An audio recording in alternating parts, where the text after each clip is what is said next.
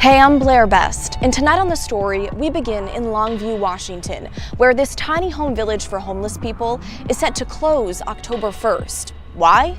The Salvation Army says it's no longer qualified to run it, and this all revolves around taxpayer dollars. It's our big story tonight.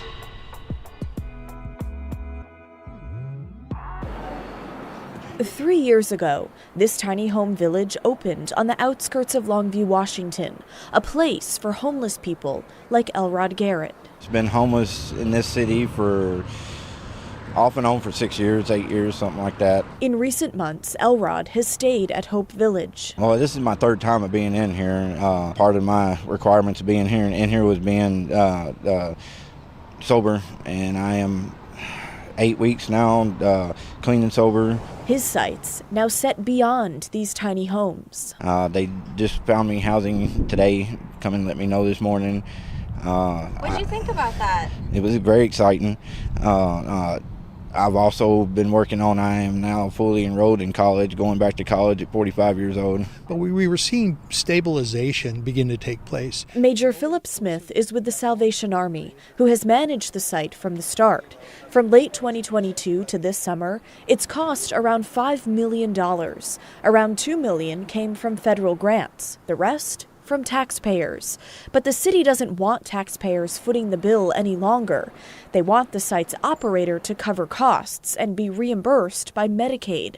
To do that, the group needs to be a behavioral health agency, something the Salvation Army is not. So when we saw it, we realized pretty easily that we were no longer qualified. We couldn't even apply. Our hope was, and it still is, that the city will find a provider that will meet the qualifications that they need. So far, that has not happened.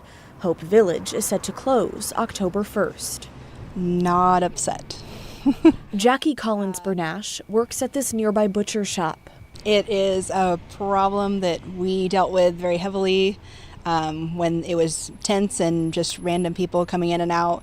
It was very volatile. It's helping them now, but now that it's closed, the problem's going to come back into the neighborhoods. It's going to come back down onto our street.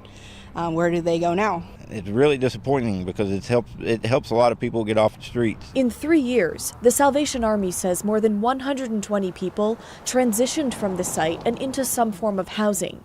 As of this week, about 23 people are staying there. About a dozen still are not sure where they will go come October 1st.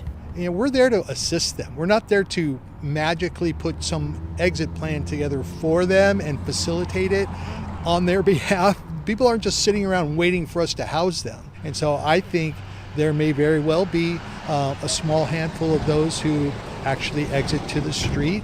Now, back in June, Longview City Council passed a camping ban. So if caught camping on the streets, people could face a fine up to $1,000 and possible jail time. I think it's ridiculous, especially with this place closing. I mean, I don't anticipate numerous more arrests for unlawful camping in our city. Over the years, we have implemented a strategy we call the 3E approach: education, encouragement, and enforcement. I think we have demonstrated and shown compassion for those who are homeless, but we also have accountability, because I believe that compassion minus accountability does not equal success. Longview police are working with the Salvation Army. Those are 23 remaining residents at Hope Village have been offered resources to give people like Elrod, who want the help, someplace to go. If people want to try and they really push themselves, I do believe they can do it. Again, if nothing changes by October 1st, the site will be closed and everyone will have to leave. It's not clear when the site will reopen, if ever. The police chief tells me if the city finds a new provider and it does reopen, he sees it operating not as long-term shelter like it has for the past 3 years, but more as a place for someone to stay while they wait for a treatment bed to open up.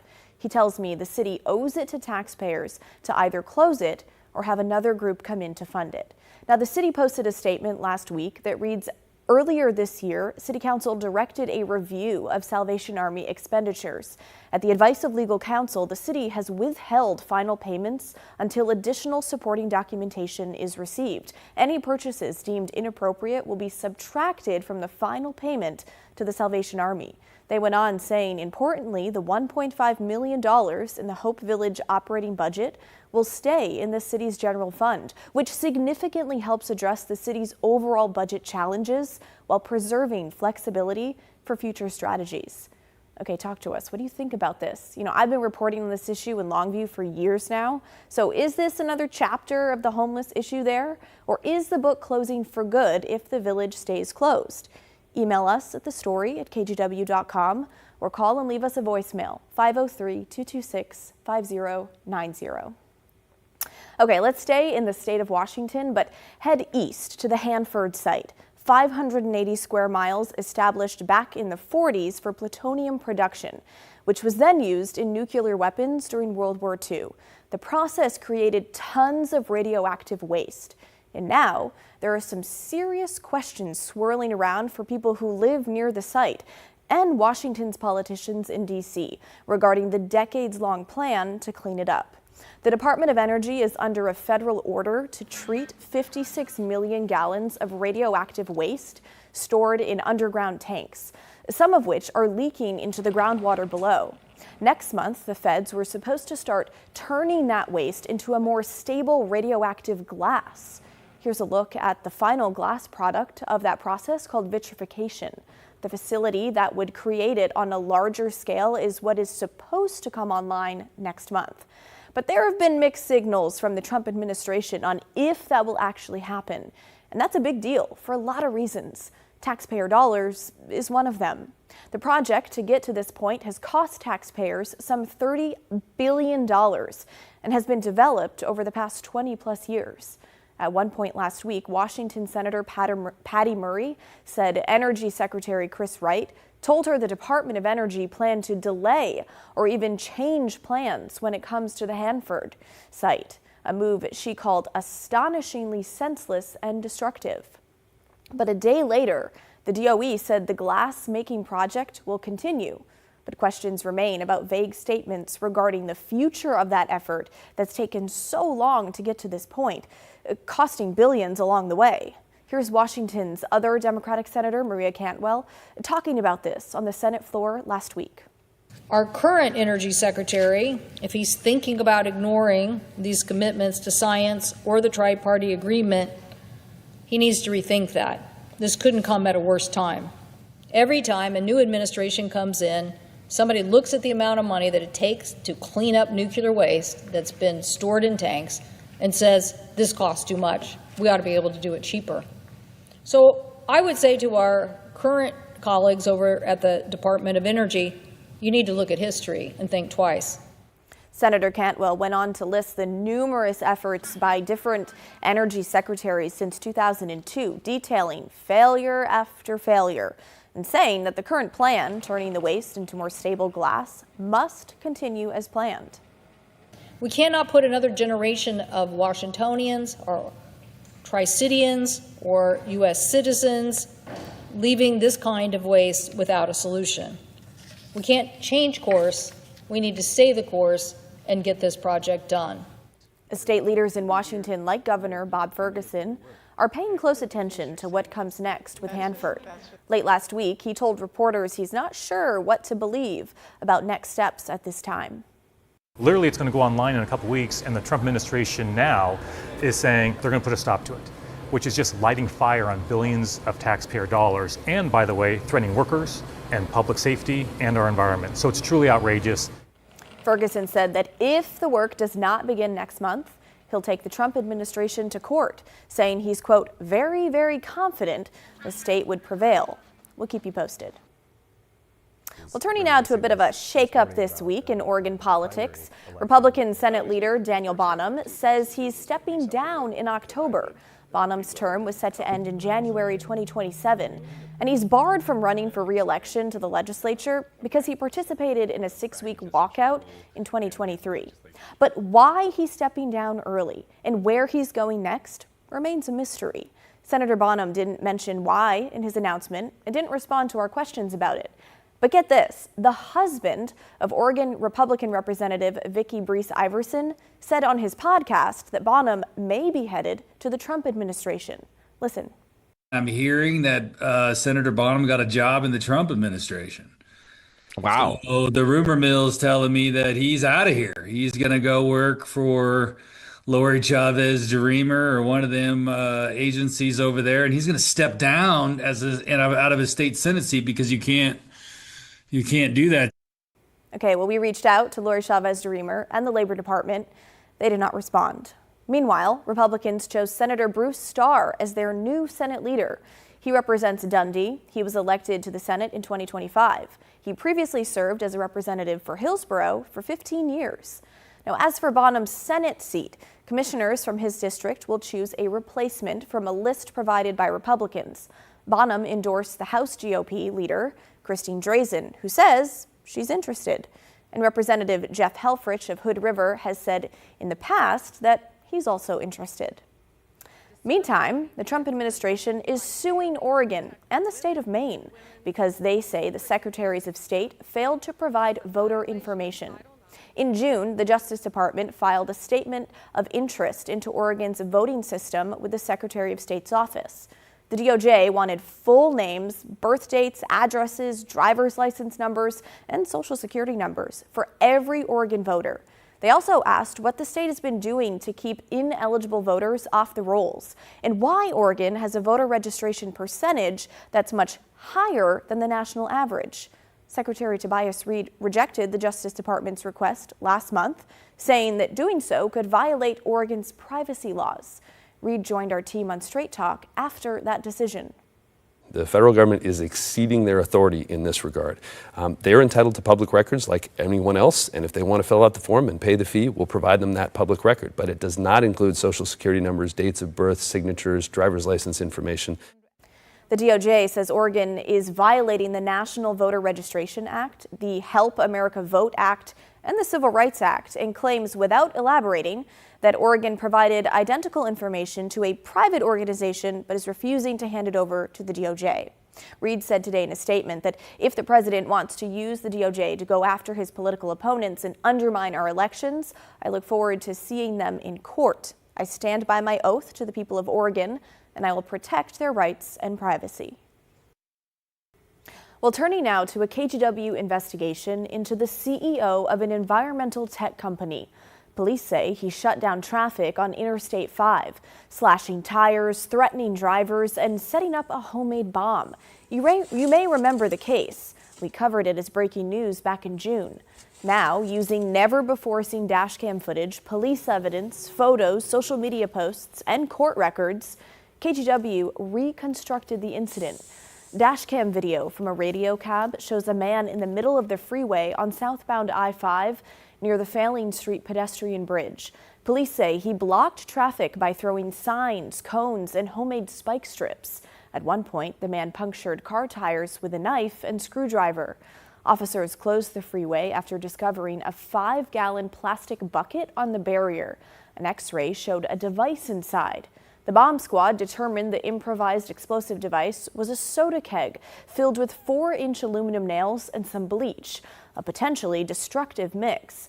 5 days later, heavily armed officers and federal agents surrounded a home in Northeast Portland. They arrested Alexander Wick. The 38-year-old is facing numerous charges, including serious felonies related to explosives. Investigative reporter Kyle Aboshi has been digging into this case. Okay, Kyle, what did you find out about the suspect here? He is founder and CEO of Cascadia Carbon. It's an environmental tech startup here in Portland. We actually did a story on him in 2022 talking about his company and all it does to help protect the climate and fight climate change. He says that he's a forester, he's a former wildland firefighter. He also spoke at a recent TEDx event in the area. Talk to us about his digital footprint leading up to this incident. That was really interesting, and you can learn a lot about people based on their social media profiles. Here, a lot of times he was promoting his company, also talking about the environment and protecting the environment. A couple things stood out, though. One was a disturbing post on Instagram where he talked about how easy it is to block a freeway. Also in Substack, he talked about being surveilled by the FBI, although we could find no evidence to support that claim. And then finally, he had posted a day before the incident on I-5 about how he wanted people to come out for an anti-Trump demonstration.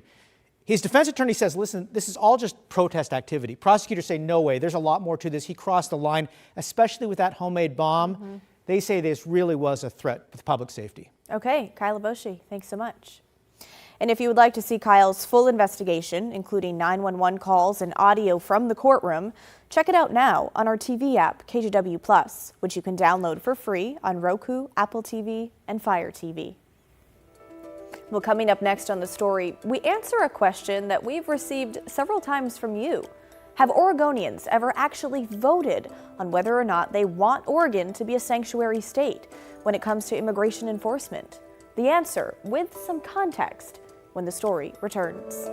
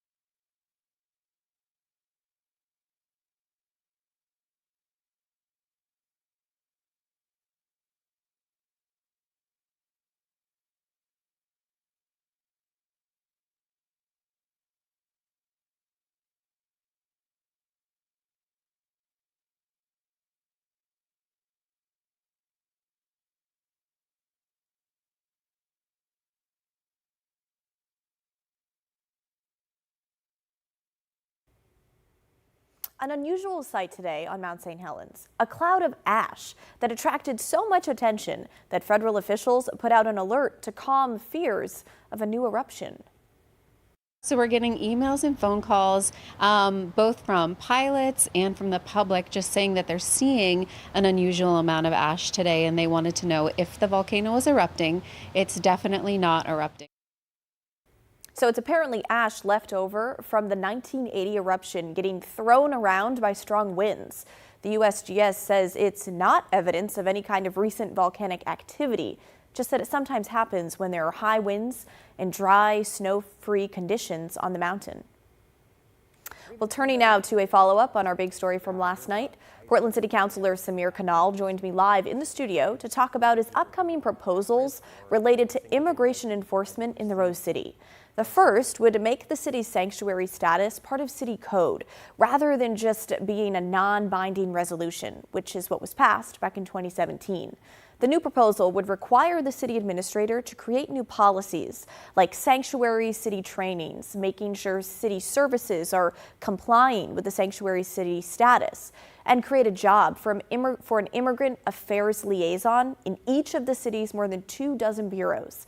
Now, that could be introduced to full council as early as next week. The other idea, which is not as far along, would prohibit all law enforcement, including federal agents, from intentionally concealing their identities during routine operations and require officers to display their badges. Currently, there is no policy in Portland that prohibits law enforcement from wearing face coverings. Now, in the wake of our coverage last night, we got a voicemail from a viewer named Dick with a question we've received several times related to the state of Oregon's sanctuary status that we wanted to address. Let's listen. has the state ever been given an opportunity to vote on whether this is a sanctuary state or not? I think that the public should have been given a vote on determining the status of our state. The short answer is yes, but there's a bit of context that's needed, which is what the show does best. So let's jump in. Oregon's first in the nation sanctuary law was signed back in 1987 by then Governor Neil Goldschmidt. It passed the legislature in Salem almost unanimously. Only 2 lawmakers, one in the House, one in the Senate, voted against it. The law back then was in response to racial profiling of immigrants by law enforcement. So did Oregon citizens have a vote on whether or not to become a sanctuary state in the first place? Not necessarily. It was state lawmakers who are, of course, elected by citizens. But jump ahead to 2018, and that's when Oregonians truly got the choice of whether or not to remain a sanctuary state. And that was thanks to Measure 105. A ballot initiative filed by 3 Republicans in the Oregon House. It would have repealed Oregon's sanctuary law, allowing state and local agencies to play a role in federal immigration enforcement.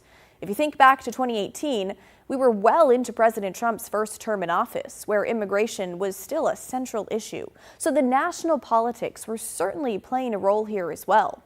But here's how Measure 105 ended at the ballot box. Defeated, with more than 63% of the statewide vote, by a margin of nearly 500,000 voters, meaning Oregon would remain a sanctuary state. So, to answer Dick's question, yes, Oregonians did get to vote on whether or not to be a sanctuary state, just 7 years ago, in fact. And voters chose to keep things the way they had been since 1987, leaving immigration enforcement solely up to the federal government. Okay, coming up next on the story, it's a Milwaukee relic that's now in Salem, being meticulously restored by volunteers. How it got to Oregon in the first place, and the personal connections to an integral piece of U.S. military history. That's when the story returns.